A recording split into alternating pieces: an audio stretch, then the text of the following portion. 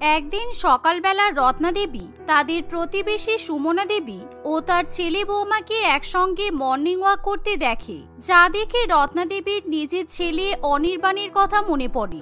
রত্না দেবীর ছেলে অনির্বাণ শহরেই থাকে আর সেখানেই বিয়ে করে নিজের বউকে নিয়ে বসবাস করে। আর শুধুমাত্র মায়ের প্রতি দায়িত্ব হিসেবে প্রত্যেক মাসে অনির্বাণ তার মাকে টাকা পাঠিয়ে থাকে। একদিন রত্না দেবী যখন অনির্বাণকে ফোন করে তখন, হ্যাঁ, এই মাসের টাকা আমি কাল তোমাদের অ্যাকাউন্টে পাঠিয়ে দেবো। টাকার জন্যই তো ফোন করেছো। উফ, একটা দিন টাকা দিতে দেরি হলে তোমাদের মাথা একেবারে খারাপ হয়ে যায়। বলো সুনন্দা, তুমি কালকে ব্যাংকে গিয়ে মা বাবার অ্যাকাউন্টে টাকাটা পাঠিয়ে দিও তো। না না, টাকার জন্য কেন ফোন করব?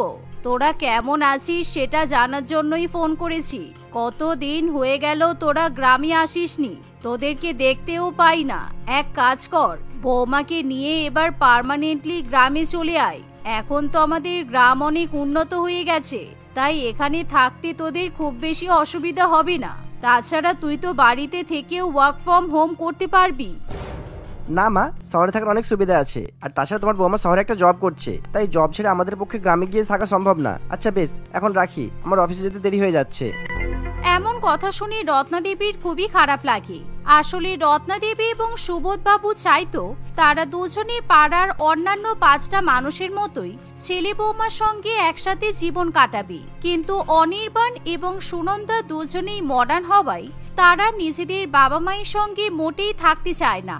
এমনকি অনির্বাণ সেদিন মায়ের মুখের উপর ফোন কেটে দেয়। তার কিছুক্ষণ বাদেই সুমনা দেবী রত্না দেবীর বাড়িতে একটা টিফিন কৌটো দিতে আসে।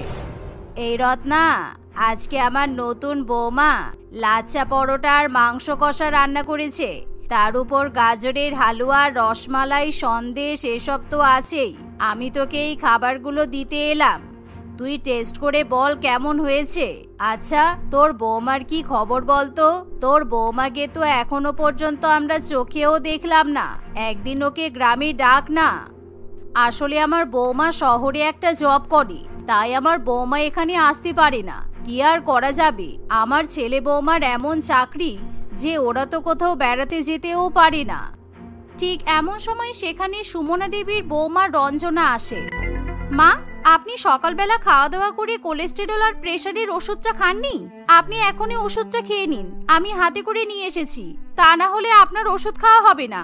আপনার যদি শরীর খারাপ করে তখন কি হবে?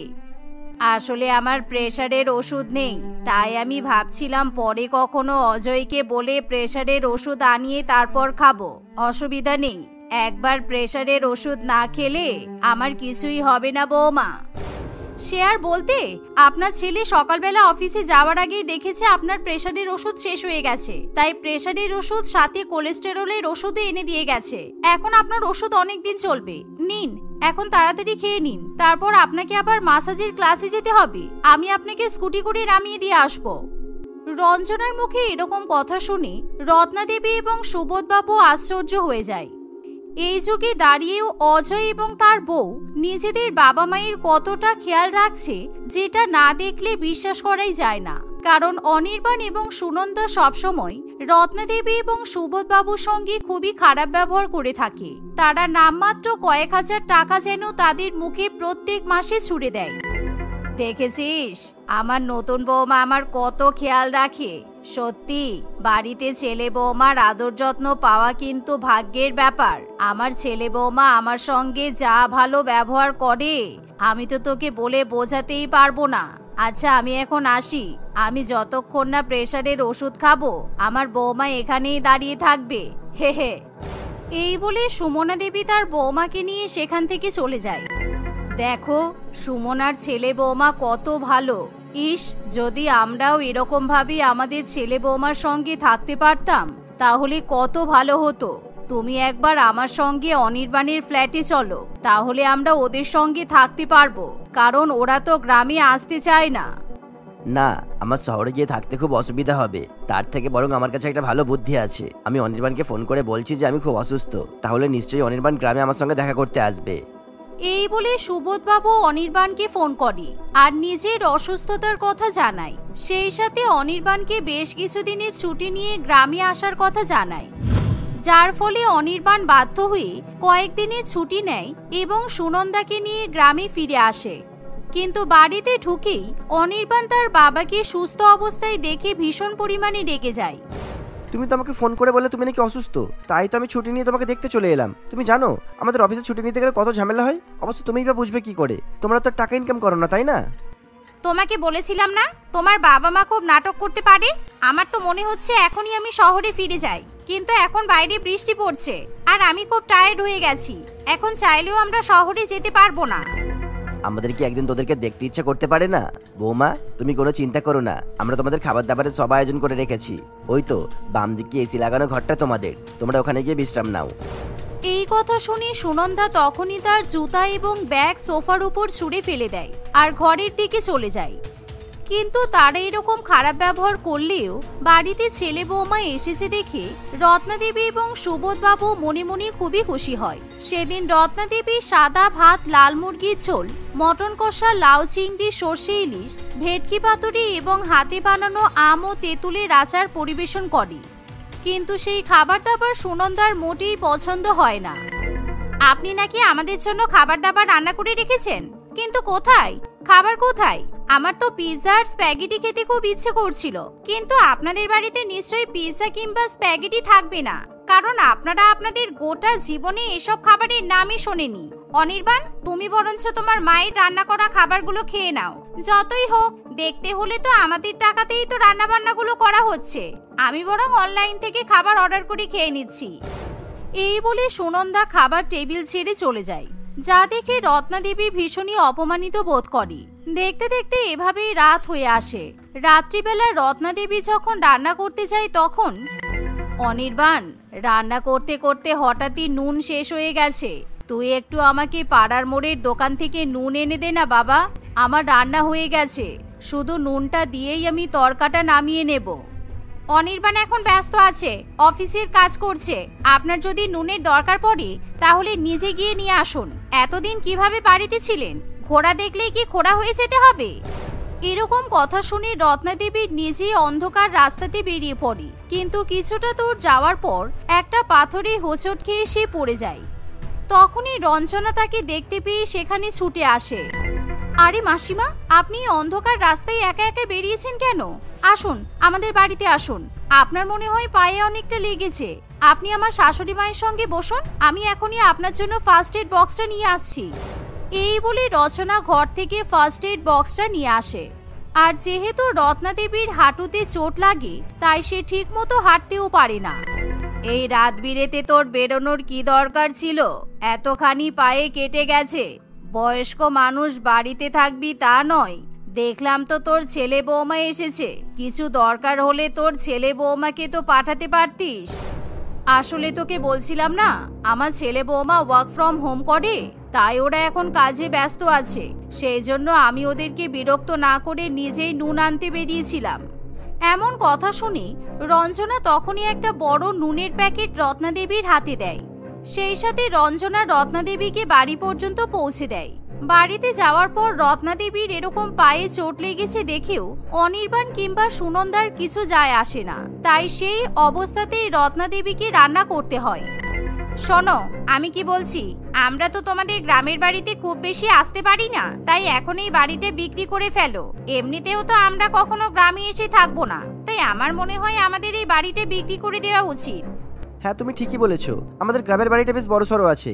এই বাড়িটা বিক্রি করে দিয়ে মা বাবাকে বৃদ্ধাশ্রমে পাঠিয়ে দেবো, তারপরে বাড়ি বিক্রি করে টাকা দিয়ে শহরে আমরা একটা নতুন বাড়ি তৈরি করব, তাহলে কিন্তু খুব ভালোই হবে। পরের দিন অনির্বাণ এবং সুনন্দা নিজেদের বাড়িটা বিক্রি করার কথা জানায়, কিন্তু রত্নাদেবী এবং সুবোধবাবু কিছুতেই রাজি হতে চায় না, যার ফলে সুনন্দা খুবই রেগে যায়। দেখুন, আমাদের তো এমনিও আপনাদের খরচাপাতি চালাতে হচ্ছে, তাই আপনারা বৃদ্ধাশ্রমে গিয়ে থাকবেন নাকি এই বাড়িতে থাকবেন তাতে এমন কিছু এসে যায় না। আমার মনে হয় আপনাদের বৃদ্ধাশ্রমেই থাকা উচিত। অনেক মানুষের সঙ্গে একসঙ্গে থাকতে পারবেন, আপনাদেরও ভালো লাগবে। আমি সারা জীবন নিজের বাড়িতে থাকার জন্য জোয়ান বয়সে এই বাড়িটা নির্মাণ করেছিলাম। আমার নিজের বাড়ি থাকতে আমি এখন বৃদ্ধাশ্রমে থাকতে পারবো না। তাছাড়া আমাদের বাড়ি বিক্রি করার জন্য তোমাদের এমন কি দরকার পড়লো? উফ বাবা, তুমি বুঝতে পারছো না, এই বাড়িটা থেকেও তো কোনো লাভ নেই। তার থেকে ভালো আমরা শহরে বাড়ি করব, তখন না হয় তোমাকে বৃদ্ধাশ্রম থেকে আমাদের শহরের বাড়িতে নিয়ে গিয়ে রাখবো। আমরা মডার্ন মানুষ, আমরা গ্রামে থাকতে পারবো না। এভাবে অনির্বাণ এবং সুনন্দা চাপ সৃষ্টি করতে থাকে। কিন্তু তবুও তাদের বাবা মা কিছুতেই রাজি হয় না, যার ফলে প্রত্যেক দিনই বাড়ি বিক্রি করা নিয়ে চিৎকার চেঁচামেচি হতে থাকে। দেখো, তোমরা যদি এই বাড়ি বিক্রি করতে না দাও তাহলে আমি কালকে থেকে তোমাদের একটা টাকাও পাঠাবো না। তোমরা কি করে থাকবে তোমরা বুঝে নাও, আমরা তোমাদের আর কোনো দায়িত্ব নিতে পারবো না। এমন সময় সুমনা দেবী তাদের সব কথা শুনতে পায়, তাই তখনই সুমনা দেবী তার ছেলে এবং বৌমাকে নিয়ে সেখানে এসে উপস্থিত হয়। দাদা, আপনারা কিন্তু কাজটা ঠিক করছেন না। কাকু কাকিমার উপর এরকম চাপ সৃষ্টি করে কিন্তু আইনত অপরাধ। আপনার নামে এক্ষুনি একটা পুলিশ কেস করে দিলে যে চাকরির অহংকার আপনি দেখাচ্ছেন না, সেই চাকরিটা কিন্তু আর থাকবে না। তাছাড়া আপনারা কোনো চিন্তা করবেন না, সরকার বয়স্কদের জন্য বৃদ্ধ ভাতা চালু করেছে। আপনারা বৃদ্ধ ভাতার টাকাই খাবেন, আর আপনাদের অসুখ বিসুখ হলে আমরা তো পাশের বাড়িতে আছি, আমরা আপনাদের দেখব। অজয়ের কথা শুনে রত্না দেবী এবং সুবোধ বাবু ভরসা পায়। ঠিক আছে, আমাকে যদি বৃদ্ধাশ্রমে যেতেই হয় তাহলে আমি আমার সমস্ত সম্পত্তি অজয় আর রঞ্জনার নামে করে দেব। তবে অনির্বাণ, তুই কিন্তু ভুলে যাস না, তুই যে ফ্ল্যাটে থাকিস সেই ফ্ল্যাটটা কিন্তু আমি আমার সারা জীবনের পুঁজি দিয়ে তোকে কিনে দিয়েছিলাম। আর তাছাড়া তোর আর তোর বইয়ের অনেক খারাপ ব্যবহার আমরা সহ্য করেছি। তোদের থেকে অজয় আর রঞ্জনা আমাদের অনেক ভালো খেয়াল রাখতে পারবে। তোরা এক্ষুনি এই মুহূর্তে আমার বাড়ি আর ফ্ল্যাট ছেড়ে দে, বুঝেছিস? এরকম কথা শুনে অনির্বাণ এবং সুনন্দার টনক নড়ে, কারণ তারা যদি সেই ফ্ল্যাটটা ছেড়ে দেয় তাহলে তাদের রাস্তায় গিয়ে নামতে হবে। তাই তখনই অনির্বাণ নিজের ভুলের জন্য ক্ষমা চাইতে শুরু করে। না না বাবা, আমি আর কখনো এরকম কাজ করব না। তুমি আমাকে ক্ষমা করে দাও, তোমাকে কাউকে সম্পত্তি দিতে হবে না। আমরা যেমন ভাবে আছি সেরকম ভাবেই থাকবো। আমি আর সুনন্দা মাসে মাসে এসে তোমাদের সঙ্গে দেখাও করে যাব। সুনন্দাও আর কিছু বলতে সাহস পায় না, যার ফলে সুবোধ বাবু এবং রত্না দেবী ছেলে বৌমাকে ক্ষমা করে দেয়। এরকম ঘটনার পর থেকে তারা আর কখনো নিজেদের বাবা মায়ের সঙ্গে খারাপ ব্যবহার করে না।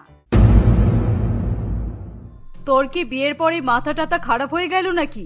গরমের মধ্যে তুই এতটা ঘোমটা দিয়ে রেখেছিস। বিয়ের আগে তো ক্রপ টপ, শর্ট প্যান্ট এসব ছাড়া কিছুই পরতে চাইতিস না। এই মেয়ের একটুও গরম সহ্য হতো না, শাড়ি পরে এতটা ঘোমটা কিভাবে দিয়ে রেখেছে, আমার তো দেখেই অবাক লাগছে। সব শাশুড়ি মা তো আর তোমার মতো ভালো হয় না। দাদার বউয়ের কপালে যদি আমার মতো শাশুড়ি জুটতো তাহলে ঘোমটা ছাড়া বাড়ির মধ্যে ঘুরে বেড়ানো একেবারে বন্ধ হয়ে যেত। দেখো কিরকম নির্লজ্জের মতো ঘোমটা ছাড়া এদিক ওদিক ঘুরে বেড়াচ্ছে। এই মেয়ে, তুমি মাথায় ঘোমটা দাওনি কেন? আমি বলেছি না আমার বাড়িতে থাকতে গেলে আমার কথা মেনে চলতে হবে। বাড়ির বউ এভাবে ঘোমটা ছাড়া লোকজনের সামনে আসে, এই শিক্ষা দিয়েছে তোমার বাবা মা? কেন মা, একটু আগে তো আপনি বলছিলেন নন্দিনীকে ওর মাথা থেকে ঘোমটা খুলে দিতে। ও তো একটা বাড়ির বউ, ও মাথায় ঘোমটা না দিলে যদি অসুবিধা না হয়, আমি ঘোমটা না দিলে অসুবিধা হবে কেন? তুমি আমার সাথে নিজের তুলনা করছো? আমি এই বাড়ির মেয়ে, আমি যেভাবে ইচ্ছে থাকতে পারি, কিন্তু তুমি বলার কে? আমি তো এখানে যতদিন থাকবো ততদিন ক্রপ টপ আর শর্ট প্যান্ট পরেই থাকবো, কিন্তু তুমি কি পরতে পারবে? তুই আবার ওকে জিজ্ঞাসা করছিস কেন? কয়েকদিন আগেই ওর চুড়িদার পরার মন হয়েছিল। ওর আবদারের মুখে এমন ঝামা ঘষেছি না যে শাড়ি ছাড়া অন্য কিছুর কথা বলেই না। বাড়ির বউ আবার চুড়িদার পরবে? আমি এই জন্যই চেয়েছিলাম তোর দাদার বিয়েটা আমি নিজের দেখা মেয়ের সঙ্গে দিতে, যেখান সেখান থেকে তোর দাদা মেয়ে তুলে নিয়ে চলে এসেছে। আপনি শুধু শুধু আমার বাপের বাড়িকে অপমান করছেন। আমার বাপের বাড়ির লোক যথেষ্ট মডার্ন, কিন্তু তারা সংস্কৃতি মেনটেন করে চলতেও জানে। আমার নিজের দাদার বউ বাড়ির বাইরে গেলে যেমন শাড়ি পরে, তেমনি বাড়ির ভেতরে থাকলে তার কুর্তি, চুড়িদার সবকিছু পরার পারমিশন আছে। গরমের মধ্যে শাড়ি পরে কি এত কাজ করা যায়? আপনি বলুন না। তুমি আমার নতুন জামাইয়ের সামনে আমাকে এভাবে অপমান করছো। তুমি কি প্রমাণ করতে চাইছো? যে আমি তোমাকে দিয়ে অনেক কাজ করাই? তোমার বাবা মা আর কিছু না শেখাক, বড়দের অপমান করা আর সংস্কার ভাঙার গুণ তো ভালোই শিখিয়ে দিয়েছে। তোমার শাশুড়ি মা ভালো বলে তো বেঁচে গেলে। আমার মতো শাশুড়ি মা যদি তোমার হতো না, হাড়ে হাড়ে টের পেতে শ্বশুর বাড়িতে দিন কাটানো কতটা কঠিন। আমাকে দিন রাত এরকম ঘোমটা দিয়ে পড়ে থাকতে হয়। আমি আগের মতো আর একদম খোলামেলা ভাবে থাকতে পারি না। এত গরমের মধ্যেও আমাকে শাড়ি পরতে হয়। শুধু বাপের বাড়িতে এলেই আমি মুক্তি পাই। তোর শাশুড়ি মায়ের সঙ্গে এর মধ্যেই কথা বলবো। আর এই যে বাবা সুজয়, তুমি তো আমার মেয়েটাকে বিয়ে করে নিয়ে গেলে, তারপরে ওর একটু দায়িত্ব নেবে না? তোমার মুখের উপর যদি এরকম একটা কাপড় চাপিয়ে আমি যদি তোমাকে নিয়ে ঘুরে বেড়াই, তোমার ভালো লাগবে? তুমি গরমে শান্তি পাবে? ঠিক করে নিঃশ্বাসও নেওয়া যাবে না। আমার মাও বলেছে আপনার সঙ্গে এই বিষয়ে কিছু কথা বলবে। ছোটবেলা থেকে তো আমি সারাক্ষণ এসিতেই থেকেছি, আর এমন জামা কাপড় পরেছি যেগুলোতে গরমে কোনো অসুবিধা হয়নি, কিন্তু এখন আমার খুব কষ্ট হচ্ছে এরকম মুখ ঢেকে রান্না করতে, কাজ করতে।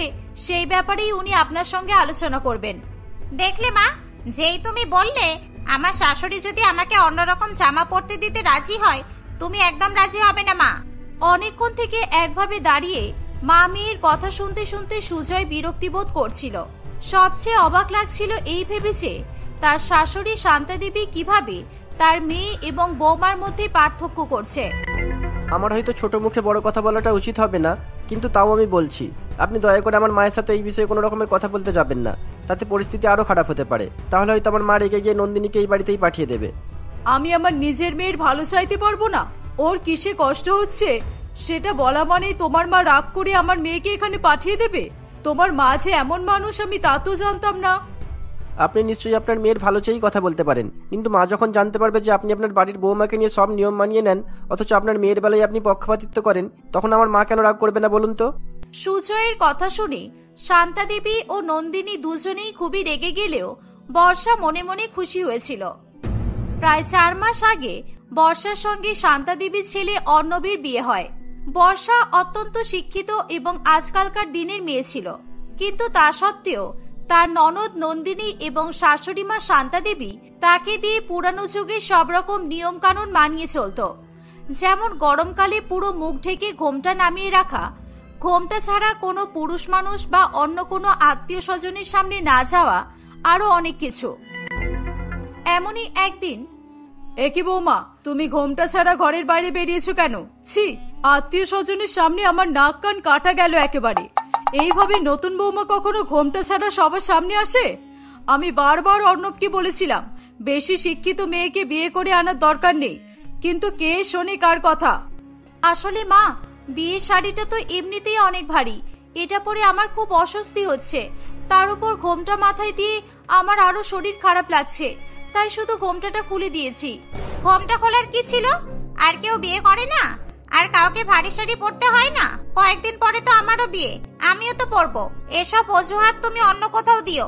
আজ গরম লাগছে বলে ঘোমটা খুলে দিয়েছো, কালকে গরম লাগলে শাড়ি ছেড়ে শর্ট প্যান্ট আর ক্রপ টপ পরে নেবে, তাই তো? সেই কথা তো আমি বলিনি, তুমি নিজের কথা আমার মুখে বসিয়ে নিলে হবে। আমি শুধু বলেছি আমার গরম লাগছে, সেই জন্য আমি মাথার ঘোমটাটা রাখতে পারবো না। তুমিও তো বিয়ের অনুষ্ঠানে যতক্ষণ ছিলে ততক্ষণ লেহেঙ্গা পরেছিলে, বাড়ি এসেই তো নিজের ইচ্ছে মতো হালকা জামা আর প্যান্ট পরে নিলে। তোমার গায়ে গরম লাগে, আমার বুঝি গরম লাগে না? দেখলে মা, আজকে সবে প্রথম দিন, আর আজকেই এই মেয়ে বাড়িতে এসে আমাদের মুখে মুখে কথা বলছে। এরপরে তো আমাদের মাথায় উঠে নাচবে। সত্যি মা, তুমি ঠিকই বলেছ, দাদার সঙ্গে এরকম আলট্রা মডার্ন মেয়ের বিয়ে দেওয়াটা উচিত হয়নি। ও কত আমাদের মাথায় চড়ে নাচতে পারে সেটা আমিও দেখাবো। আগে মাথায় ঘোমটাটা দিক, আর তুই এসবে জড়াস না নন্দু। তোর বেশি কথা বললে গরম লাগবে। যা, ঘরে গিয়ে শুয়ে থাক, আর এই মেয়ের ব্যবস্থা তো আমি করছি। এই মেয়ে, তুমি চলো এবার আমার সাথে। নন্দিনী নিজের ঘরে চলে যায় এবং সেখানে গিয়ে আরাম করে ঢিলে ঢালা হালকা জামা পরে ঘুমিয়ে পড়ে। অন্যদিকে শান্তা দেবী বর্ষাকে নিয়ে বাড়ির বাইরে আসে। এত রোদ্রের মধ্যে আমাকে বাইরে কেন নিয়ে এলেন মা? এখানে তো আমি ঠিক করে তাকাতেও পারছি না। আমরা ভেতরে যাই। ঠিক করে তাকাতে পারবে না বলেই তো বাইরে নিয়ে এলাম। একেই বাড়ির আত্মীয় স্বজনদের সামনে ঘোমটা ছাড়া চলে এসেছো। তুমি কি ভাবছো এটার জন্য তোমাকে কোনো শাস্তি পেতে হবে না? রোদের মধ্যে দাঁড় করিয়ে রেখে আপনি আমাকে কি শাস্তি দিতে চাইছেন? আমি তো কিছুই বুঝতে পারছি না। এইভাবে তুমি রোদ্রের মধ্যে দাঁড়িয়ে থাকবে। যখন রোদে তোমার গোটা শরীর গরম হয়ে যাবে, চোখে কিছু দেখতে পাবে না, তখন বুঝতে পারবে মাথার ওপর ছায়া থাকাটা কতটা দরকারি। আর তখনই তুমি ঘোমটা পড়ার মাহাত্ম্যটা বুঝতে পারবে। যখন যখন তুমি ঘোমটা পড়তে ভুলে যাবে, তখন তখন তোমাকে বাইরে এনে এরকমই শাস্তি দেওয়া হবে। বর্ষা শিক্ষিত মেয়ে ছিল। সে যেই যুগে বসবাস করছে সেই যুগে এরকম ভিত্তিহীন নিয়মের কোনো জায়গায় ছিল না, কিন্তু তাকে সেসব নিয়মও মানতে হচ্ছে। বর্ষার মোটেই এসব পছন্দ হয় না। রোদ্রে দাঁড়িয়ে তার শরীর খারাপ করতে লাগে। সে তার শাশুড়ি মায়ের কাছে ক্ষমা চেয়ে ঘোমটা মাথায় দিয়ে ঘরে ফিরে আসে। বর্ষা তার ঘরে গিয়ে হালকা পাতলা কুর্তি পরে বিছানায় ঘুমাতে যায়। এমন সময় সেখানে শান্তা দেবী চলে আসে। ভাগ্যিস তোমার ঘরে চলে এলাম, না হলে জানতেই পারতাম না যে তুমি এই বাড়িতে এসব পরবে বলে ঠিক করেছো। যদি ঘুমাতেই হয় তাহলে এসব খুলে একটা শাড়ি পরে তবেই ঘুমাবে। তুমি ঘুমিয়ে থাকবে, তখন যদি তোমার ঘরে কেউ চলে আসে, এসব জামা কাপড় পরে থাকলে লজ্জায় মাথা কাটা যাবে তো।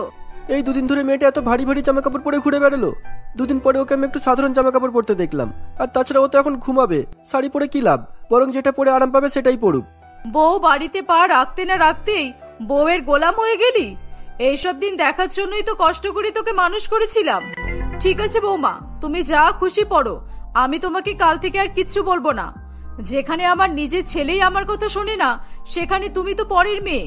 মা ছেলের মধ্যে ঝামেলা দূর করার জন্য বর্ষা তার পরে থাকা জামা চেঞ্জ করে আবার শাড়ি পরে। এইভাবেই দিনের পর দিন কাটতে থাকে। বর্ষা রান্নাও করে মাথায় ঘোমটা দিয়ে, এছাড়াও সে ঘরের যাবতীয় কাজ মাথায় ঘোমটা দিয়েই করে। এমনকি বাথরুম থেকে বেরোনোর আগেই সে ভেজা চুলেই মাথায় ঘোমটা দিয়ে নেয়, যাতে বাইরে বেরিয়ে তাকে আর কারোর কথা শুনতে না হয়। আমি সত্যিই বুঝি না আমার মা কেন তোমার সাথে এমন করবে। মা নন্দিনীকে কখনো কিছু থেকে আটকায়নি, ও যেমন ভাবে থাকতে চেয়েছে ওকে তেমন ভাবেই থাকতে দিয়েছে। তোমার বেলায় মা কেন এমন পক্ষপাতিত্ব করে আমি বুঝি না। এখন যদি নন্দিনীর শ্বশুর বাড়ির লোক ওর সাথে এমন ব্যবহার করে, তখন মা সেটা মেনে নিতে পারবে?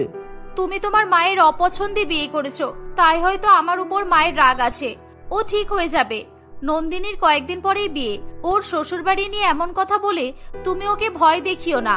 শ্বশুর বাড়িটাই একটা মেয়ের পার্মানেন্ট বাড়ি, সেখানেই যদি শান্তিতে থাকতে না পারে তাহলে হবে বলো তো?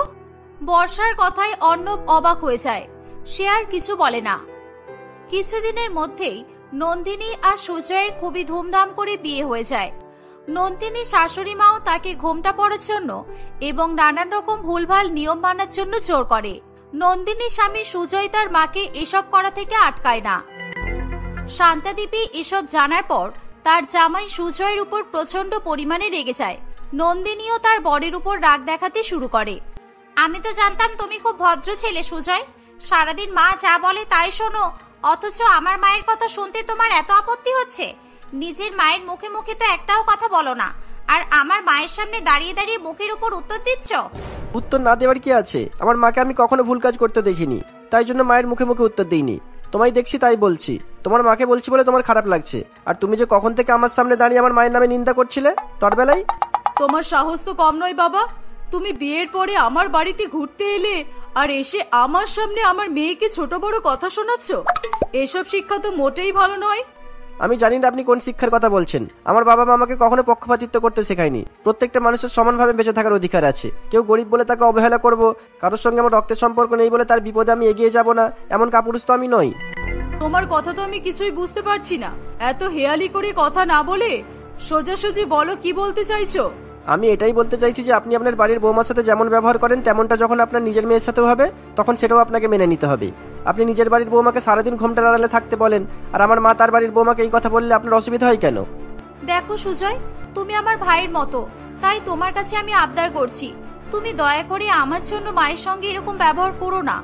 আসলে আমি তো মায়ের অপছন্দের বৌমা, তাই মা একটু আমার উপর রেগে আছে। আমি ঠিক আস্তে আস্তে রাগ দূর করে নেব। আমার জন্য তোমরা নিজেদের মধ্যে মনোমালিন্য সৃষ্টি করো না। বর্ষার কথা শুনে শান্তাদেবীর খুবই খারাপ লাগে। সে বুঝতে পারে যে সে সত্যিই বর্ষার মতো মেয়ের সঙ্গে অনেক অন্যায় করেছে। তার ছেলে নিজের পছন্দের বৌমা এনেছে বলে ছেলের উপর রাগ না দেখিয়ে সে এতদিন ধরে বৌমার উপর রাগ দেখিয়ে এসেছে।